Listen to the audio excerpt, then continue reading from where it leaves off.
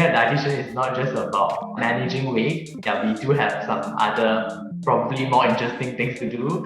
It's not just about knowing the biology knowledge or nutrition knowledge or medical facts, but it's about how to putting them into very interesting manner, like for example in cooking, so that the people will feel engaged and they will actually engage in the healthy lifestyle changes. If you are a foodie, as in you enjoy food, you like to talk to people, and you like science, you like biology, you like chemistry, probably dietetics will be a interesting path for you.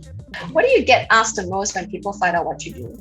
I think to the general public, they perceive us as eat very healthy food. We don't have normal human cravings. So they're very interested to know like what are the things that we will eat and we will not eat. Hi everyone, welcome to another episode of 𝐂𝐚𝐥𝐞𝐛 Talks. We aspire to inspire you through the series of conversations we're going to have with people from different industries and educational backgrounds. My name is Yuran. I'm an educational consultant at 𝐂𝐚𝐥𝐿, which is a university placement agency. For more information about 𝐂𝐚𝐥𝐿, you can visit our website, Facebook, Instagram, LinkedIn page, or get in touch with us through email or WhatsApp. Joining 𝐂𝐚𝐥𝐿 Talks today, we have 𝐂𝐚𝐥𝐿. He graduated with a Bachelor of Dietetics degree from USM and has been practicing as a dietitian since 2014. He's going to share some insights with us about his journey of becoming a dietitian and his experience practicing in the field in Malaysia and also in Singapore. So thank you so much, 𝐂𝐚𝐥𝐿, for being here today. Hi, thank you. Nice to meet you online, Yuran. First of all, we want to know what made you decide that you want to study dietetics? Okay, so actually I wanted to become a dietitian since high school.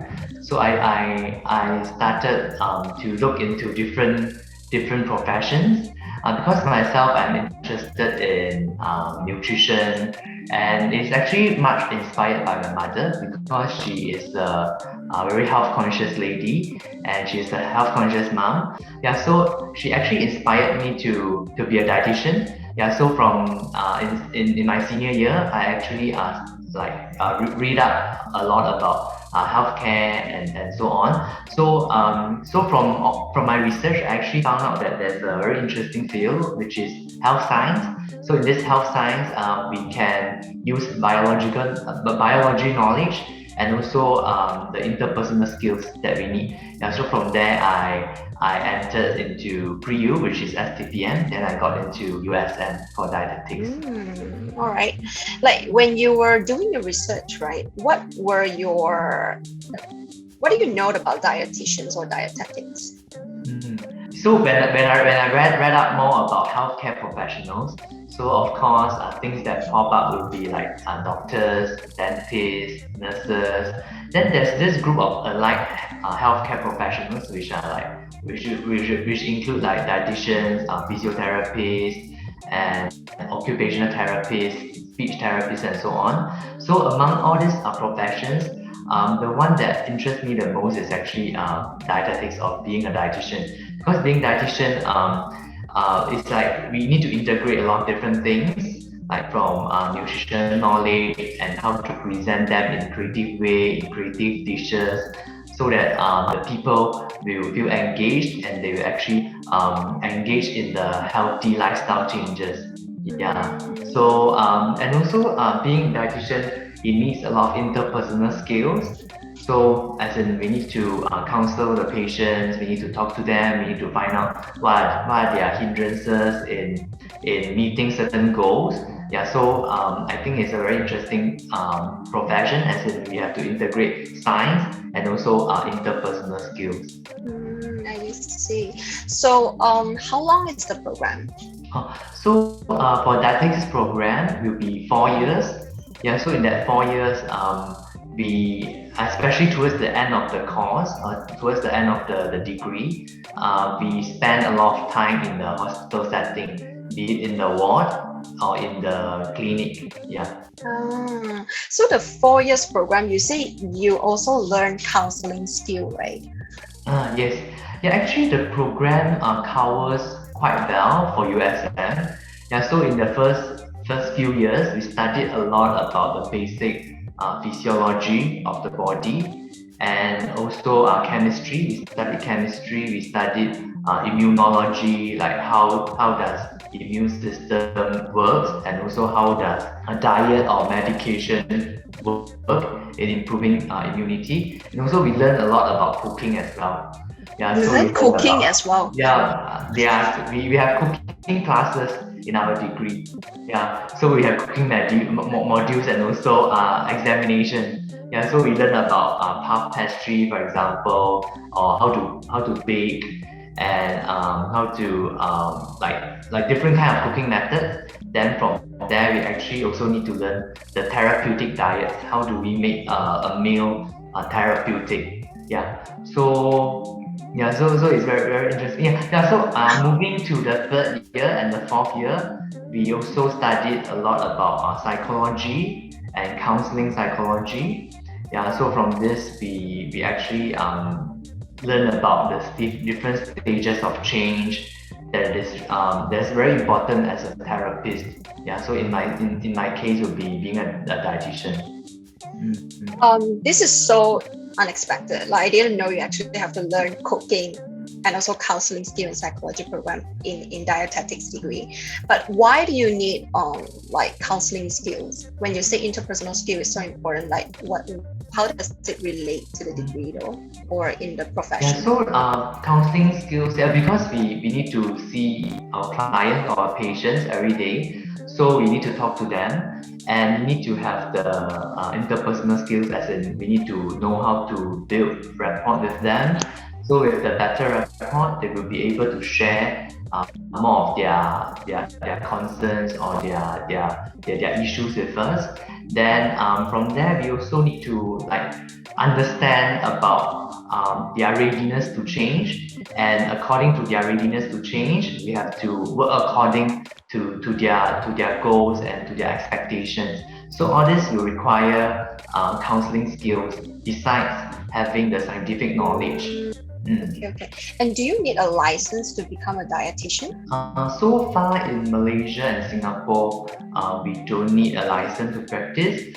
But of course, to work in especially in a hospital setting or a polyclinic setting, the managers will need us to present our degree and also our membership with the professionals body. So will be the Dietetics Association, both Malaysia and Singapore.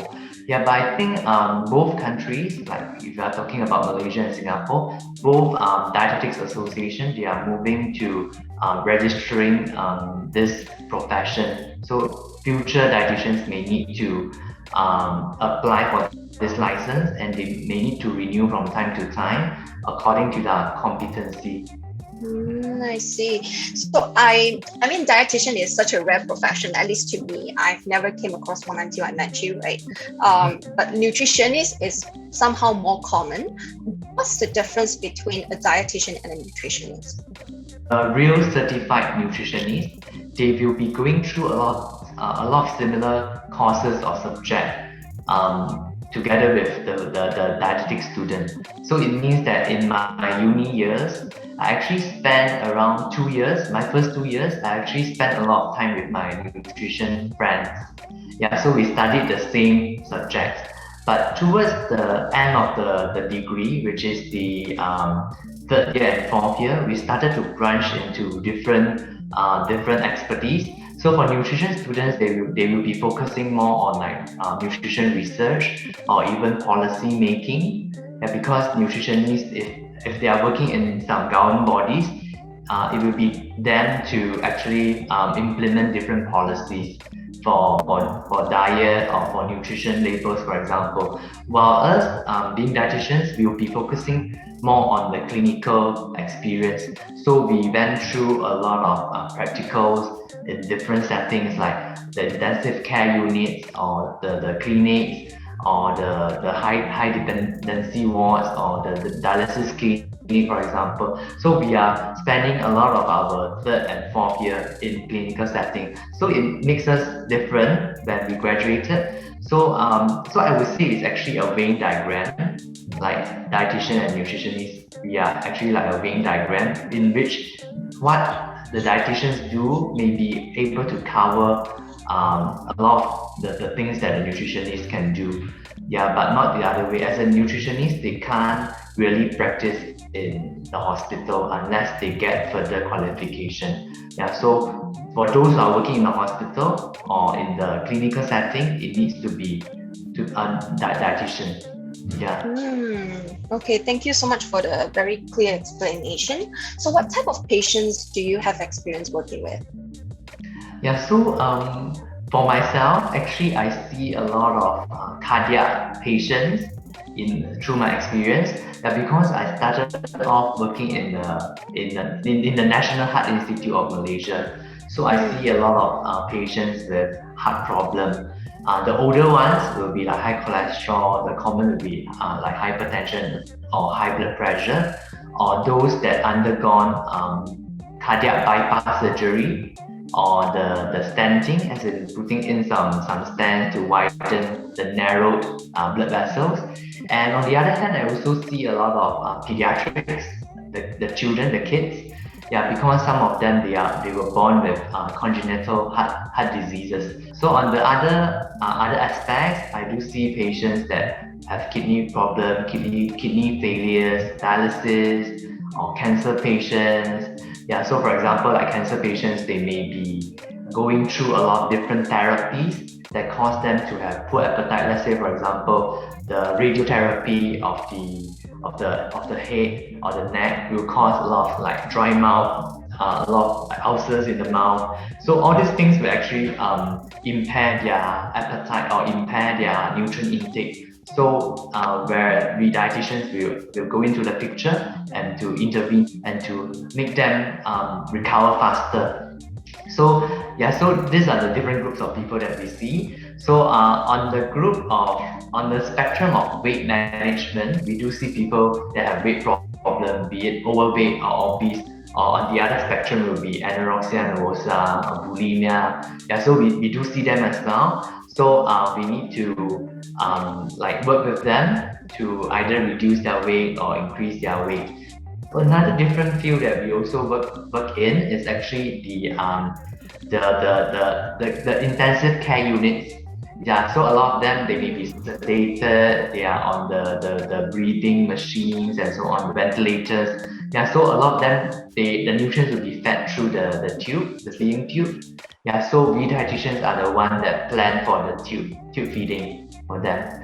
Yeah, so yeah, these are the sick patients that we see in the hospital. But on the other hand, another important role being a dietitian would be towards the public, like towards yourself, yeah, towards healthy people, because we also want them to prevent getting diseases. Yeah, so in this group of people, we call public nutrition. So we dietitians or even nutritionists, we do like a lot of health talks, cooking demonstrations, or even supermarket tours. Then some dietitians are spending a lot of time in the media, so they answer media inquiries, they answer about some myths and some facts about diet and so on in the media. Yeah, so be it like in the television or in the articles publication. Yeah, so all these things are the different job scopes of the dietitian. I think now I understand like why do you need to learn cooking and also like counseling skill in the program, because you work with different populations and also like different departments as well, because it's not just like one department and you get one sort of clients. You actually get referrals from different departments like cardiology, and then you also get like from cancer patients. So it's really interesting though. And we know that behavioral change is also the hardest change. And how do you make patients stick to the plan though, that your dietary advice? An ideal dietitian, I think, should be very fun, should be creative, yeah, should be friendly and sociable. Yeah, because we see a lot of patients, like we meet people, we should be a people person. Yeah, so to make behavioral change, I would say that it is very important for a dietitian to be open-minded, as in we shouldn't be judgmental. We should learn how to listen to them, and also to work with them according to their expectations and according to their goals. And all these things will be actually related to their stage of change. Yeah, so certain people, they may be in the pre-contemplation stage. Some people are in the contemplation stage. Some are in ready stage. Yeah, so we work according to the stage of change of that particular person that we meet. Yeah, so I would say that being a dietitian or counselor, in that sense, I do not force my patients or my clients to do something that they are not ready. Yeah, so even though the counseling session may be very short or maybe very simple, or maybe the goals that we set can be just very little, maybe just like one. But yeah, because it is actually dependent on the person's state of change. So for example, if the person is in pre-contemplation stage, as in he or she doesn't have any intention to change his or her diet or the lifestyle. So for this kind of people, we usually try to find out like what are their hindrances, or what are the things that are bugging them. So I do met some patients when they come to me. They are obviously in pre-contemplation stage. So from their body language, from their tone, they are just not interested to meet a dietitian. It's actually referred by a doctor. So from there, actually, I investigated further about this person that I was meeting. So I found out that that person actually had a financial issue. Yeah, so that's why the financial issue caused him to be not interested to do any lifestyle changes, because that's the one thing that was bugging him at that time. So I didn't want to waste our time. Yeah, so I actually referred him to see a social worker. Yeah, so the social worker will help him to sort out his financial issues. So hopefully after his financial issue is solved, he will be more ready to engage on other changes. Yeah, so this is one of the example. So moving on to the stage, we will have like ready stage. So I will see people that are very motivated to change. They are very eager to learn like what they can do to improve their health, and they are very looking forward to equip themselves with some nutritional tips. So for this kind of people, of course, it will be very pleasant to work with. So, but I also don't want to overwhelm them with a long list of things that we can do. So we will take baby steps as well. Yeah, so this kind of people, we will try to set goals for them, and from the following follow-ups, we'll see whether they can achieve the goals and what are their hindrances. And of course, we want to prevent them from entering the very final stage, which is the relapse. We don't want them to relapse or they give up because of the long list of goals that we want them to achieve. Yeah, so and also to ensure that they comply to the treatment goals or treatment plans. The advice that we give need to be very practical and need to be individualized. Yeah, so with this, they will be able to comply to the treatment plan better. Yeah, because there's no one diet that fits all. Yeah, so each of us will have different lifestyle, different schedule, different likings. So you work according to all these things, all these different factors. You really need to spend a lot of time to knowing your patients very well in order to do that, right? Yes. Wow. What do you get asked the most when people find out what you do? Oh, this is a very interesting question. Do you want to make a wild guess? Like, what are the things that you ask me? If it's me, if it's a girl, I would say like, how do I lose weight? Yes, this is the most common questions that I get. Yeah, so so this is the thing that I always got from the people, or even my friends, my new friends that I meet. They will ask me like how to lose weight. But as what I have shared with you, being a dietitian is not just about managing weight. Yeah, we do have some other probably more interesting things to do.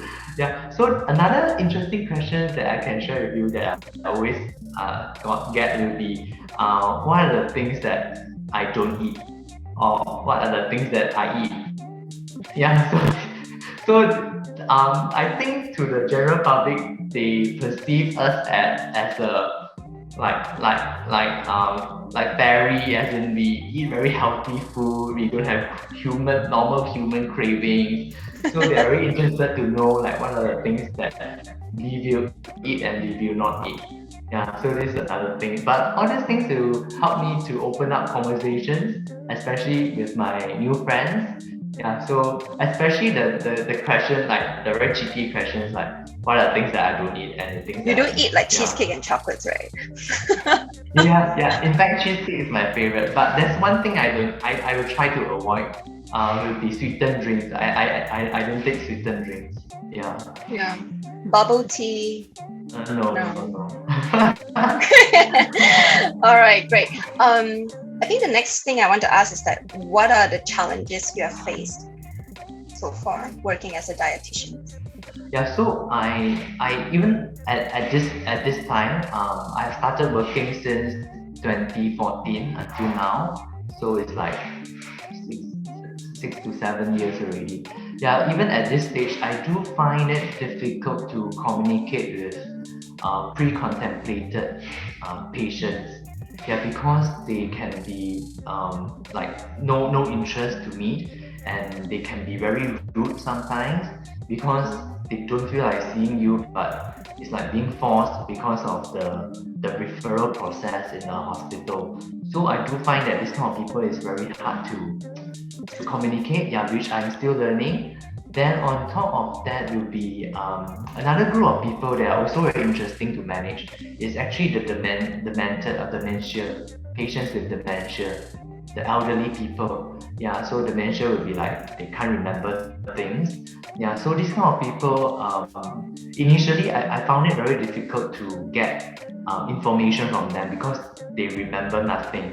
Yeah, but eventually through the years, I found out actually this kind of patients, they do silently give some very useful information. So in this case, we will need to examine we have to do some simple physical examination, like we can observe their nails, the sole of their feet, their dentition, yeah, their hair. So from all these things will give us ideas about the nutritional status of this person. So from there, we will be able to provide a better treatment plan for this kind of people. Yeah, so this will be the challenges that we meet, and also the challenges will be we need to be very up to date with the nutritional or scientific updates or medical updates. Need to be up to date. We need to provide evidence-based treatments to our clients. Then also we also need to keep. So on the other hand, we need to be up to date with the current dietary trends. So and also like if a dietitian is working at different locations, like for example for myself, when I first started at Singapore, I need to learn about the food culture in Singapore rather faster. Yeah, because they come to me, maybe they will be mentioning certain dishes that I've not heard before in Malaysia. So I need to know like how do this dish is being prepared, or the ingredients, and whether or not the dish is considered healthier or whatnot. Yeah, so we need to know about all these things. So even some desserts, we need to know how do all these kind of desserts being made, and how do we actually can make them healthier, and what are the aspects that make this dessert less healthy, for example. So we need to know about all these things. Yeah, the latest trends and all this. Yeah. And what are the rewards you get from doing this?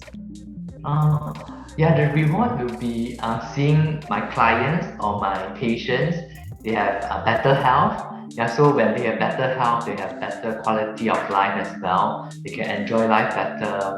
Yeah, so they feel happier with their own changes, so even their outlook towards life will improve as well if they have like better health. So all these things are the rewarding things that we got as a dietitian. So through the journey, although some journey can be quite tough, but we can see the improvement in our patients. Like for instance, I remember that time in National Heart Institute, I did have a patient that had a very big wound at the back because of prolonged like the same sitting position all the time or the lying position. So all this actually caused we call pressure sore. So they have this very large sore at the back of their body, of the person's body, the patient's body. So I gave the person a very intensive nutrition care. So from there, he actually the wound got healed up and he walked better. And eventually he discharged from the hospital, I think after 4 to 6 months hospitalized. Wow. Yeah, so we can see that nutrition actually play a role in his recovery, so which is very rewarding to us. Wow, okay, that's really great. Any tips and advice for students who want to go into this field? Okay, so I would say that if you are a foodie, as in you enjoy food, and you are a people person, you like to talk to people, and you like science, you like biology, you like chemistry, and you don't want to work in a setting that you always have to sit down and do different experiments. So maybe dietitian will be dietetics will be one of your choices. And because being dietitian is not just about knowing the biology knowledge or nutrition knowledge or medical facts, but it's about how to putting them into very interesting manner, like for example in cooking, in different dishes, and how to actually convey all these things in a creative way, as in a very like full of wisdom, like how do you actually speak to your patients about all these things that you have behind your mind. Yeah, so if you are this kind of person, then probably dietetics will be a interesting path for you. Thank you so much. I think that's about it. Anything else you want to add in for the audience? Yeah, so I would say that the audience will be like very much younger than me, maybe 10 years plus. Yeah, so I would say that be open-minded and always be humble to learn and be humble and also to be brave to be yourself. Yeah, be yourself, and also be brave to embrace failures. Yeah, because failures are what actually make us better. And also being yourself, being true to yourself will help you to make better choices in your life, be it your career choice or whatever other choices. So don't try to be someone else that you are not, because being someone else may not will not make you happy. So you have to really understand what you like and just be yourself, be brave with what you like, and be brave to pursue what you like. Yeah. Thank you so much. It's such an honor to have you, and I actually learned so much about this industry from your explanations and from what you share. So really, thank you so much for taking the time doing this. Thank you. So we hope you enjoyed today's episodes of Excel Education Talks. I think that's it.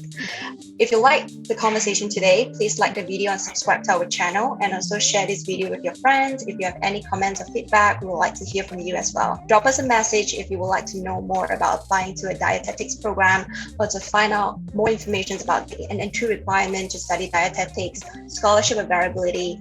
Our educational consultants are more than happy to assist you with your inquiry. See you in the next episodes of Excel Education Talks. Stay well. So the 5 things you cannot go to work without. Will be my handphone. I need my handphone. I need my headset. Yeah, because on the way to work I listen to music. And okay, third thing, water. I need water. Yeah, I drink a lot of water. Then the 4th thing, my wallet. My wallet. Yeah. Okay, maybe the last thing I can share will be my healthy bento that I bring to work. Wow. Okay. And the first thing you do every morning? Oh, the first thing I do.